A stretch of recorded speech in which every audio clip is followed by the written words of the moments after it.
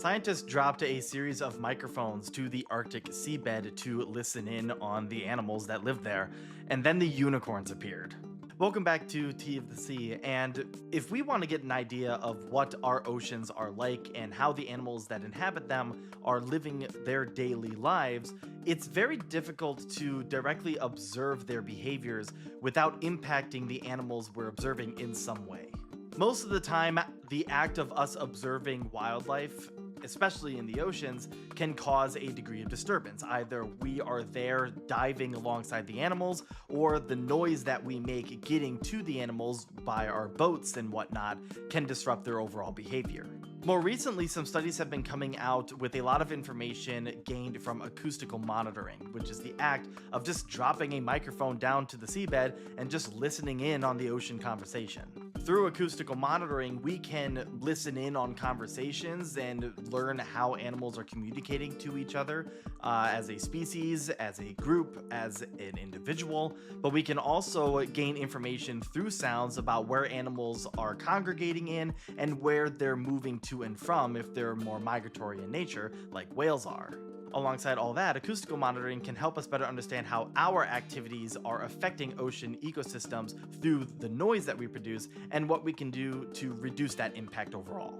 And this is what a team of researchers from Japan set out to do when they went into the Fjord in Greenland and dropped several hydrophones between depths of 190 and 400 meters below the surface. Throughout this 2-year study, though, the scientists recorded something a lot more interesting than just the overall noise of the fjord and the animals that live in it. They also recorded sounds of a unique behavior being produced by the unicorns of the north, the narwhal.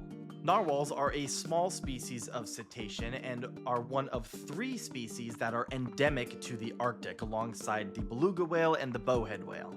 And of course, they're called the unicorns of the north because they are the whales that have the 3-meter long tusk that protrudes out of the upper jaw of most males and some females. Historically, we don't know a whole lot about narwhal behavior compared to other cetaceans because of a couple things. First and foremost, they live in the Arctic. They live in cold, remote areas that are really difficult to get to.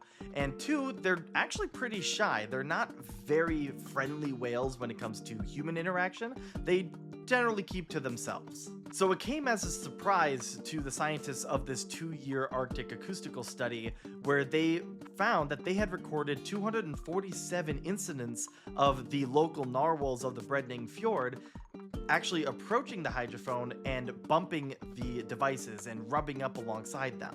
During these incidents, the narwhals, like I said, were bumping the hydrophones, they were rubbing against them, they were bashing them, and as they approached the hydrophones, they were making echolocation clicks, as well as a buzzing noise that is associated with narwhal foraging habits. The scientists believe that the reason for this behavior is one of 2 things, at least in terms of how it started. First and foremost, they think the narwhals were overall curious about this strange device that was in their normal feeding areas. But they also think that the narwhals may have been actually confusing the hydrophones with the fish, like cod, that the whales are known to feed on. But the second idea was actually kind of thrown to the side because of the behavior that the hydrophones were recording. They were recording the whales approaching the hydrophone, making that buzzing noise associated with foraging, and then afterwards they were actually rubbing up alongside the hydrophones, indicating that the whales probably knew that those hydrophones were not actually fish, at least later on